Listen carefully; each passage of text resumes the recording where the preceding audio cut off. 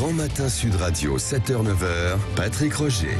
Il y a beaucoup de sujets, de questions dans l'actualité. Éric Revel, Arlette Chabot, bien sûr, et vous, 0826 300 300. Pierre Chasseret, avec nous, délégué général de 40 millions d'automobilistes et que vous entendez chaque matin, évidemment, sur Sud Radio. Il y a beaucoup de réactions, évidemment, sur les annonces de Gérald Darmanin. Est-ce que c'est une réaction trop rapide? C'est inadapté? Bonne décision? Ou c'est de la com? Vous dites majoritairement sur les réseaux sociaux à cette question que nous vous posons, c'est de la com. Pourquoi? Parce que c'est la tolérance zéro avec de la drogue au volant. Avant d'entendre Pierre Chasseret, bien sûr, dans un instant, je voudrais vous entendre, vous aussi. C'est François, dans les Yvelines, qui est avec nous. Bonjour François. Oui, bonjour à toute l'équipe de Sud Radio. Bon, alors vous en pensez quoi? Alors, pour moi, il y a trois mots qui me viennent à l'esprit. Il y a l'émotion, la diversion et l'illusion. Alors, l'émotion, parce que, en fait, déjà, on est dans l'émotion. C'est vrai que l'accident dû à Pierre Palmade est dramatique, mais est-ce qu'il faut faire une loi à chaque fois qu'il se produit un drame? On est plutôt dans le long terme pour la vision des lois. La diversion, c'est que M. Darmanin n'est pas vraiment le plus brillant des ministres de l'Intérieur qu'on ait eu, qu'au ferré tous les problèmes suite aux EQTF ou aux autres engagements qu'il a pris et qu'il n'a pas tenu. Donc ça fait un peu diversion et illusion parce que la Cour européenne de justice interdit l'application systématique de peine. Donc appliquer une peine de suspension de permis ou d'interdiction de 12 mois, pardon, la perte de 12 points, systématiquement ça sera refusé par la Cour européenne de justice. Et enfin, moi j'en termine juste pour dire qu'on contrôle toujours a posteriori, il faudra mieux prévenir et peut-être voir la capacité de tous les conducteurs par des visites médicales aussi régulièrement, plutôt que d'agir toujours a posteriori. Voilà. C'est un bon édito. Je vais vous engager comme éditorialiste, François. Arlette Chabot, bravo pour l'éditorialiste. Bravo, Éric Revel aussi. Et Pierre Chasseret. Alors Pierre, que pensez-vous de cette réaction de François par rapport à ces annonces de Gérald Darmanin? Ce sont des annonces pour l'instant. Le projet n'est pas encore complètement sur la table. Bonjour Pierre, tout d'abord. Bonjour Patrick. Il est excellent François.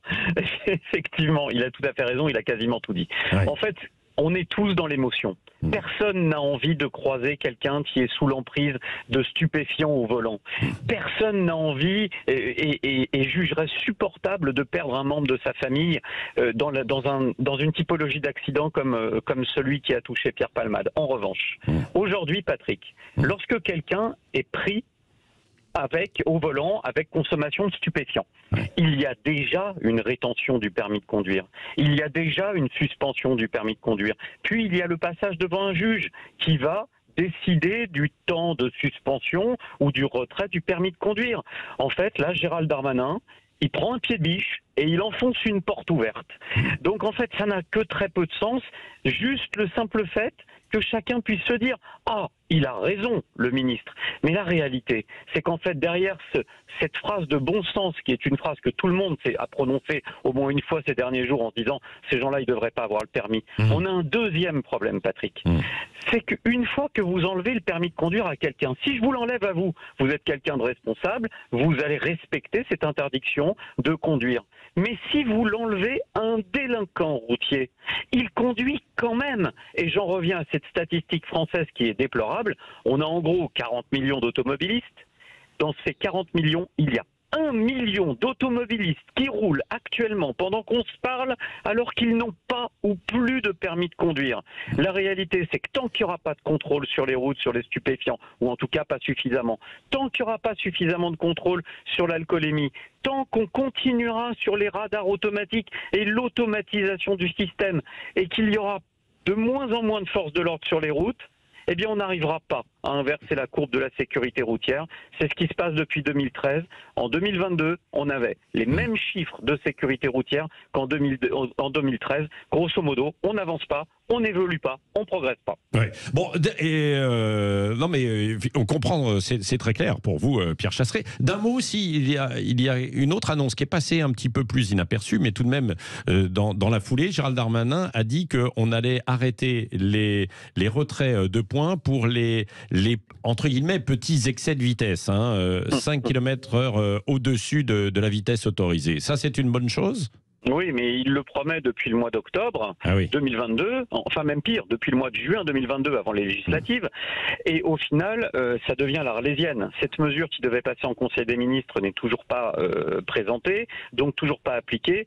Et puis n'oubliez pas, Gérald Darmanin est d'accord pour retirer le point, pour ne pas retirer le point pour les petits excès entre 1 et 5 km/h, mais pas l'argent. L'amende, vous continuez à la payer. Bah, c'est normal. Si en même temps, si on commet quand même une infraction, c'est normal qu'il y ait une punition à un moment ou à un autre, Pierre, non? Oui, j'entends bien, mais peut-être, vous savez, le problème de ce type de mesure, c'est qu'il y a beaucoup d'automobilistes qui vont dire chouette pour le point, et il y en a beaucoup pour qui un excès d'1 ou 2 km/h en vitesse retenue, le problème, c'est l'argent de la sanction.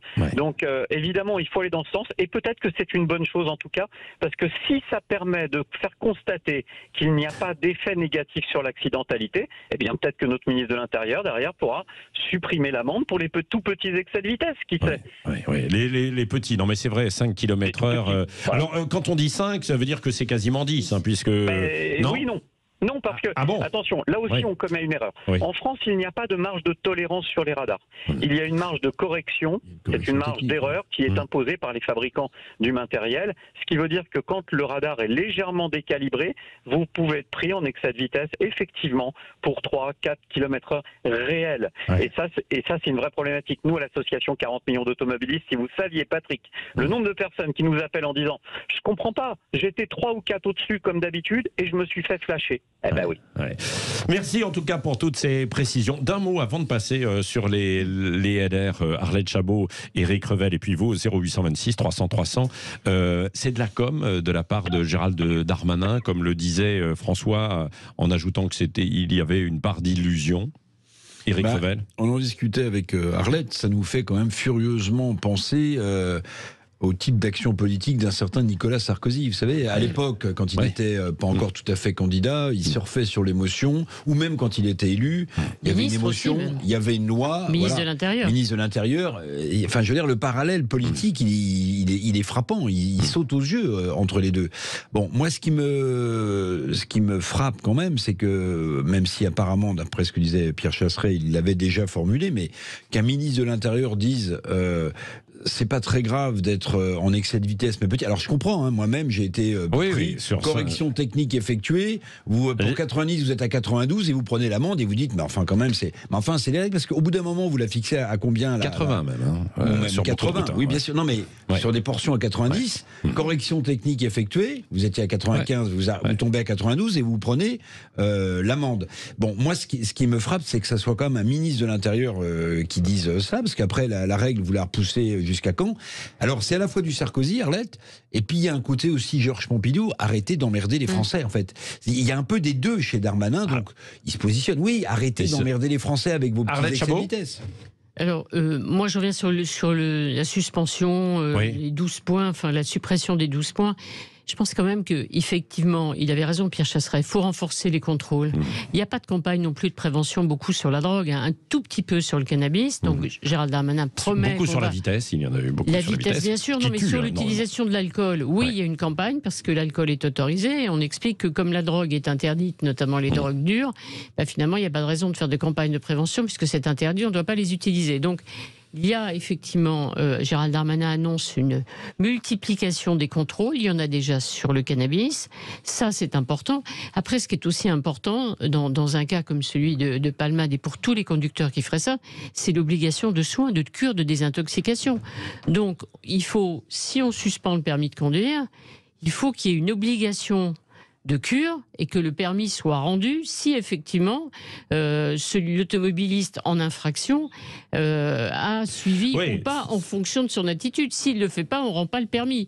Donc il faut la rendre absolument obligatoire. Mais franchement, il est évident que tout le monde a envie que des sanctions soient renforcées contre ceux qui prennent le risque pour eux de droguer, courir le risque pour les autres, mais qui tuent les autres, ou qui font courir un risque aux autres. Ça, c'est indispensable.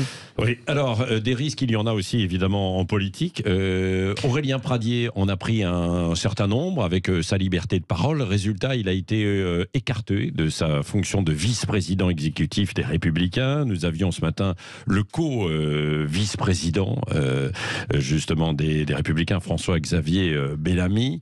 Il est un peu embêté quand même aux entournures quand on lui pose la question sur la liberté de parole, jusqu'où on peut l'avoir, quoi.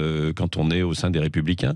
Et puis par rapport à Laurent Wauquiez aussi. On ne l'a pas entendu pendant ce débat sur la réforme des retraites, Éric Revel. Hein. Oui, dans l'interview, ce qui était intéressant, puisqu'on peut voir aussi Sud Radio, sur YouTube, c'était la gestuelle de Bellamy quand vous l'interrogez sur Laurent Wauquiez. Il est extrêmement embêté parce que, d'après ce que j'ai cru comprendre il y a quelques jours, et Éric Ciotti et lui-même ont été voir Laurent Wauquiez pour lui demander de monter au créneau. Et pour l'instant, c'est un silence assourdissant de la part de celui qui potentiellement serait quand même le candidat de LR ou de ce qui reste de LR aux élections présidentielles.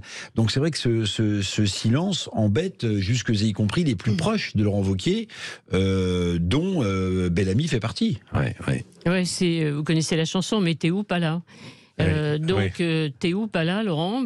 T'es jamais là quand la France débat est traversée par quand même un grand mouvement sur les retraites. Est-ce que vous ne croyez pas qu'il n'a pas envie de se mettre à dos aussi une bonne partie des Français qui sont divisés, quoi, aussi? Mais Patrick, il n'y a que des coups à prendre, et dans ces cas-là, on préfère pour certains rester planqués. C'est un peu le reproche que faisait Nicolas Sarkozy effectivement à Laurent Wauquiez, c'est-à-dire pas candidat à la présidence des LR, parce qu'on ne sait jamais, il n'y a que des coups à prendre.